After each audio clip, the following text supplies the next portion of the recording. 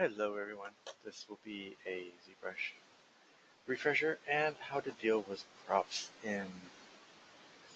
for your project in ZBrush.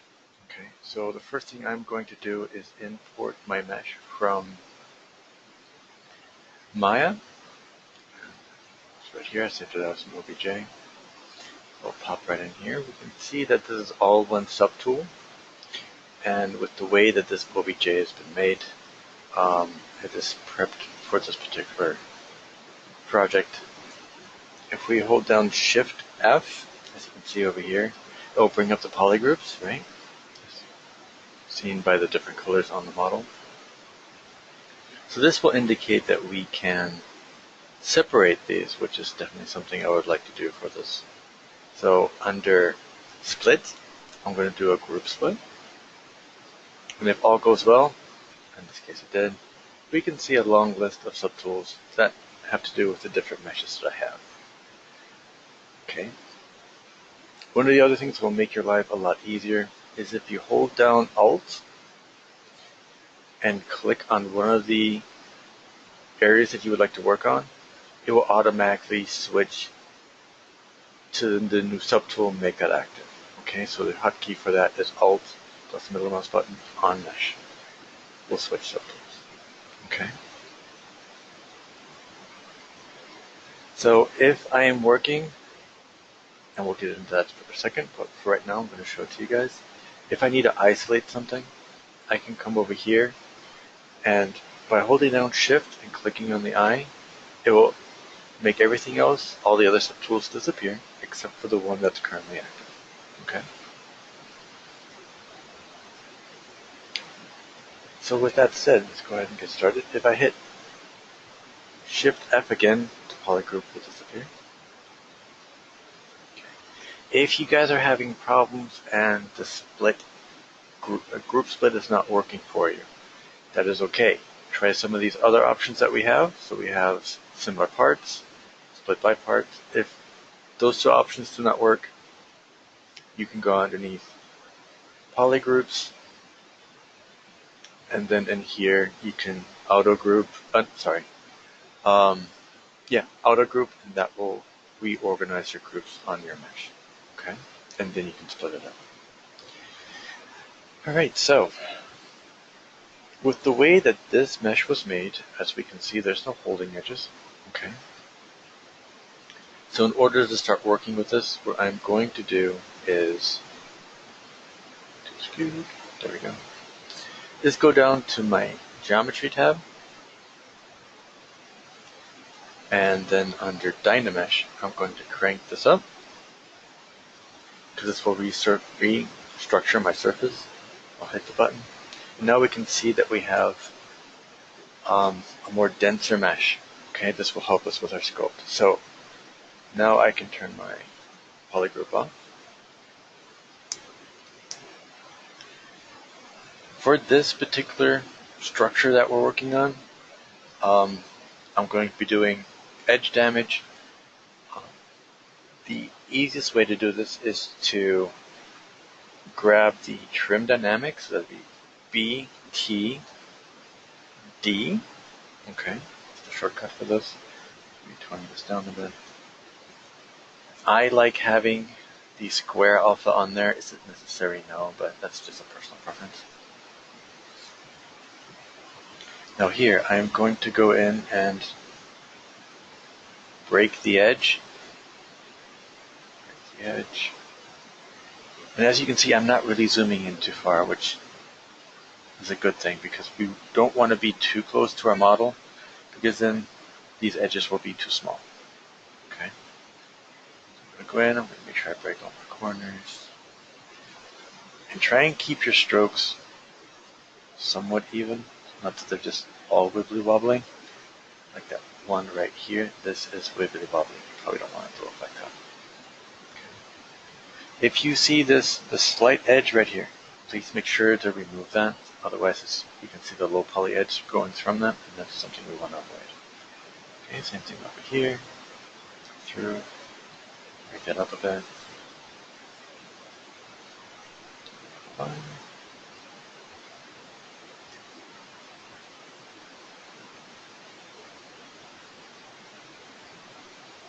Okay, also now, one of the things to keep in mind too, please sculpt only what you can see. And here clearly, if I go on and I turn everything back on, we can see that I pretty much hit missed an edge. Almost every edge that was needed. Okay, so this back edge here is not needed because we don't see it. Okay, so we can go through, pick that up. Okay, so now that I have my edge wear pretty much where I'd want it to be, there are a couple of things that we can do to make this look a little bit more interesting. We can take down a little bit of this particular stone edge, which will change our silhouette. Make this a little bit bigger. And I can start digging into my stone as such. Okay, as we can see, that changed the edge. This is going to look a little bit more jagged, which is okay due to the edge wear. If we needed to, we could come back in and take care of that as well.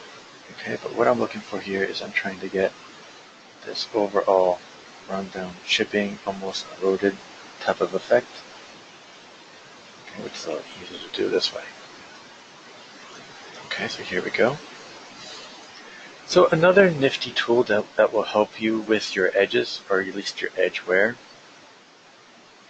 is this particular brush can be found underneath in your light box, underneath brushes, and it will be the mallet brush.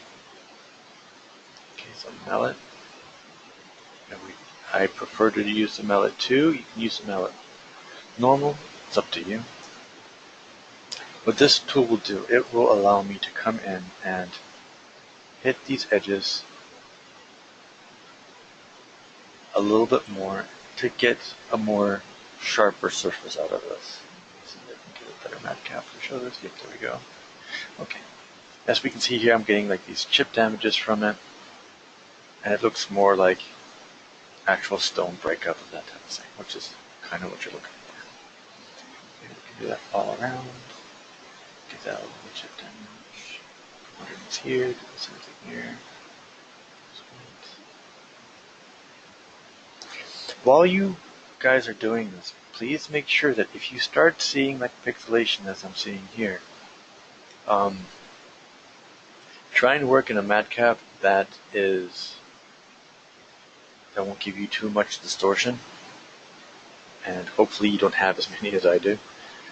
So the matte cap we are looking for is this medium gray one. Okay, that is the best one that will give you the proper feedback on what you're actually working on.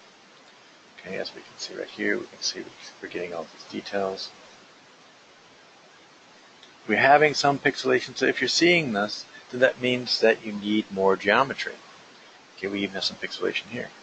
So I can go in and I can hit Control D to add more subdivisions. As we can see, everything's smoother now, and I might just have to go back in and touch this up just a little bit, just because I did not have the proper settings on my stone before I started. So if you start doing more details like this, please make sure to double check your surface so you don't have to redo a couple of areas. Sometimes it's fun, sometimes it's not. Most of the times it's not. Okay, so even that's kind of fun. Same thing here. Click back in, touch this up and down. Then here for the layering, this is also really nice for layering. So I can come in here and I can bust in a little bit more extra shapes. That'll give it more of a broken feel to it, or giving it some secondary shapes. Okay. Now keep in mind, when you're using this brush, it's based off the tangent that is already on the surface. Okay, that's why I'm getting these very odd looking shapes.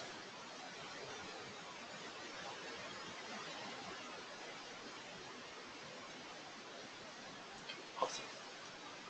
Okay, so now we have all those details there. We can go ahead and add the list of details to our section right there.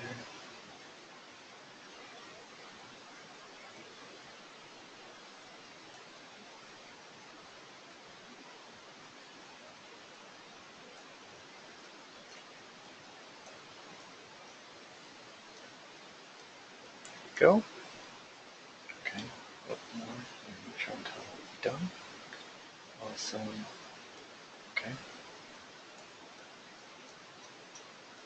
So since we know that these are the primary surfaces that we're going to be seeing, I'm going to stop. We can go ahead and give this a little bit more extra damage right there. If we go into a flat shape, it will try and take off ever so slightly a little bit of the shape that you have, so it'll look like chipping. Go ahead and add some detail to that too. So now we have chipping on the side, which adds to the overall rock feel. We have damage. We've treated our edges. Okay, the last thing to talk about are brushes. Okay, so I highly recommend that you guys use custom brushes for damage.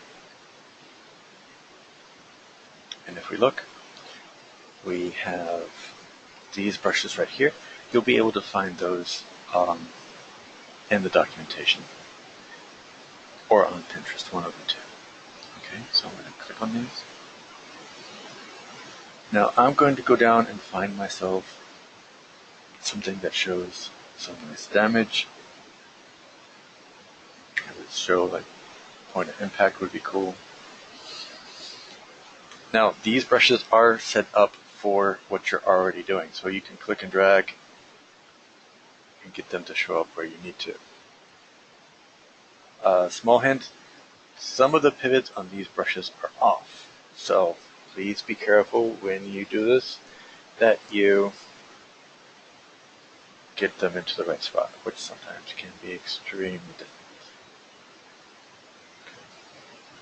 Here, let's do this. I can have some cracks going this way.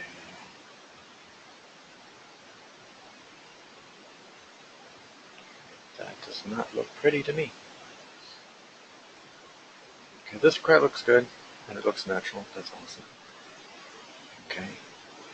I'm going to switch tools to give me something that has a little bit more of a workable outfit that doesn't need as much room to place. Kind of like something like this. Now along here, I'm going to drop that down to add to some of these chip damage stuff in order to get some overall nice damage stuff to it. Okay. There we go. We can even add this to the side right here to give it a little bit more character to it. Okay. As we can see, all the stuff is right. On here, when it goes to the side, you might have to come back in and clean that back up just by dragging either the same brush or grabbing a different brush and just trying to match it up as close as you can. Okay. So then overall, we have our damaged stone with details. Okay. So that's about it for the demo and the quick breakdown. I hope you guys had fun seeing how this stuff is done. Okay. Real quick so you guys can see this.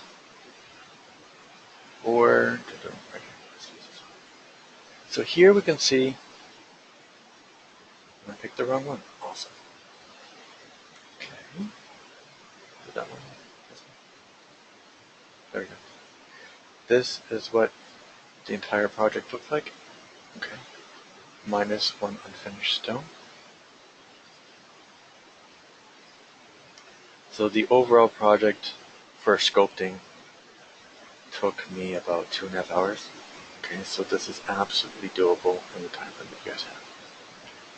Alright, well, please keep in mind the shortcuts here. The brushes that were used for the damage, as mentioned, you can find on Pinterest if you go to Pinterest.com. And you will want to go to my profile, so that'll be Chopstein W. Then close to the top you'll find a board called Brushes and Tools. And here's a brush folder, and then pretty much towards the bottom you'll find a pen that looks like this. If you click on it, it's these things here. So those are the ones I used in the demo.